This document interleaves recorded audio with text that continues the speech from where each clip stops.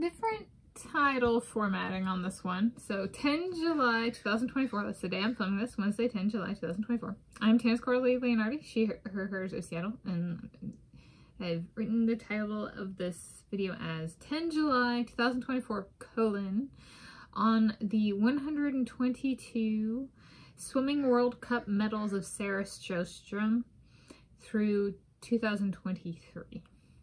So she's won a bunch of medals. So she's Sarah Sjöström of Sweden, the European country with the blue and the yellow flag, the blue and yellow woman, Sarah Sjöström of Sweden. She's won a number of medals, so across 8 editions of the Swimming World Cup, she's won 120 medals. So the editions she's won medals that are 2007, 2008, 2009, 2010, 2011, 2013, 2017, 2018, 2023. Or is that 9? 1, 2, 3, 4, 5, 6, 7, 8. Sorry, 9 editions. Maybe. And so, you know, the world of aquatic sports and swimming just shook when she started her Swimming World Cup swimming back in 2007. And I thought she's approximately my age, born in approximately 1993. And so I really find it's quite cool, actually. So 1993, 2007, been what, 14? Whoa. Yeah, so she was out there competing at a world level competition at 14 years of age, approximately. And I really think it's cool that she started at this competition at that age. It's not like she started her career in 2012 and then didn't show up at a World Cup for a decade, right? She has demonstrated care from the beginning and consistency in care across 9 editions, right? And has 120 medals now. So what does that mean, though? Like, what does that mean?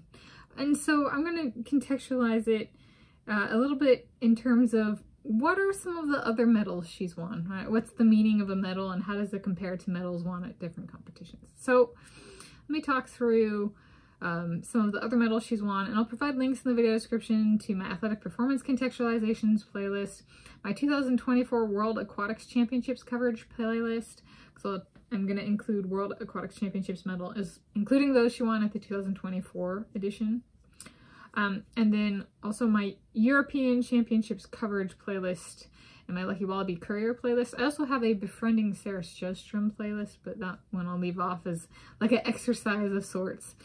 If you're learning kind of thing, or you already know where it is, that you can find that on this channel, if it still exists. So she has won 23 individual medals from World Aquatics Championships, most of any male or female swimmer, including the 2024 World Aquatics Championships. Pool swimming in a 50-meter long pool, also called long course meters. She's won 28 medals from European Aquatics Championships, most of any male or female swimmer, pool swimming in a 50-meter long pool, also called long course meters, and 17 individual medals from European Swimming Championships, pool swimming in a 25-meter long pool, also called short course meters. So she's the most decorated human at World Aquatics Championships in the sport of pool swimming, and she's the most decorated human, male, female, or I guess technically otherwise human, for European Aquatics Championships as well. But I guess, so 23 individuals, so most decorated for individual count at the world level, and most decorated total, so individual and relay, at the European level. And then she also has 17 individual medals in the short pool format, 25 meters, and then she has the Swimming World Cup medals. So I think I appreciate that she represents her country at regional competitions, as in like continental competitions. I think it's a bunch of the European Aquatics Championships long course pool, and she has like, I think 4 editions with medals and like 1 or 2 more without individual medals for the European Short Course Championships. Right? No, they're held, it's like every other year or something. Something like that. And so she really does, she has committed to the sport, right? It's not like she only shows up at the Olympic Games or at World Championships when it serves her to her best, or she could get a lot of press or stuff like that. No, she's like, I care about this sport. And I think that's, I like the Swimming World Cup medals as a metric of like, there are a lot of Americans who are kind of lazy when it comes to international competition.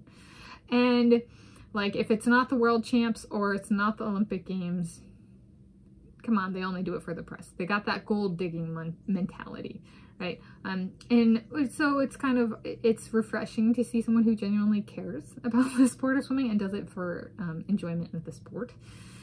And she has the medal and competition record to back that up. A lot of people have a competition record, but they might not necessarily have the medals. And so those are kind of held as like, the people who are truly there for the enjoyment of the sport are those who don't need the medals, right? And who don't necessarily have the medals. And so I think she's a healthy balance between having the medals and showing up to compete. She has those editions of competitions where she does not have medals, right? So even if it's just European, like continental level, right, she still showed up and competed. And she does vary. She has what? Freestyle, butterfly, backstroke, individual medley, world records in the 50, 100, 200 long distances, 50, 100, 200 in freestyle, 50, 100 in butterfly, and then multiple courses around 50-meter long pool, 25-meter long pool.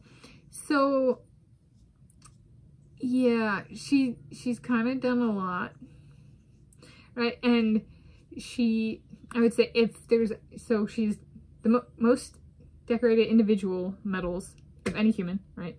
And then at the European level, most decorated individual and relay. So I'd say, well, it's cool to finally have somebody at the top who does not have to win a certain medal, right? Or they throw a temper tantrum.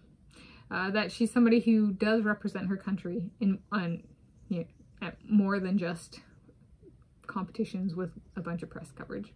I think it's refreshing, and this only came about back in for the European level 2022 and world level 2023, so it's relatively new. This changes from a male-dominated sport to a female, and a female could come along and overtake her. However, it doesn't mean much compared to what she did, because she's the one that took it from like this history of sport in pool swimming being dominated by men to being just one woman, right? It was 2 different men in Europe, a Russian and in the world level, an American, right?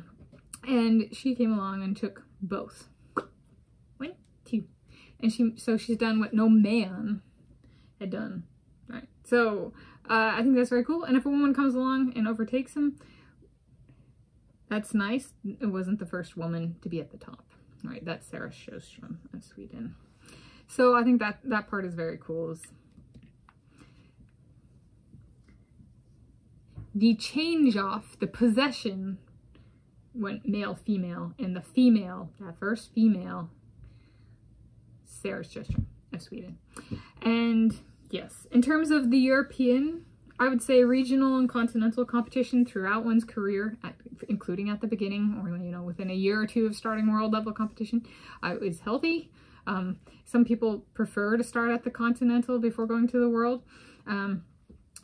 It's about finding a home in the sport and really about the meaning of like being part of the community and be a good swimming sports citizen, so to speak. And she has all of those. And it's nice to have somebody at the top finally who has that.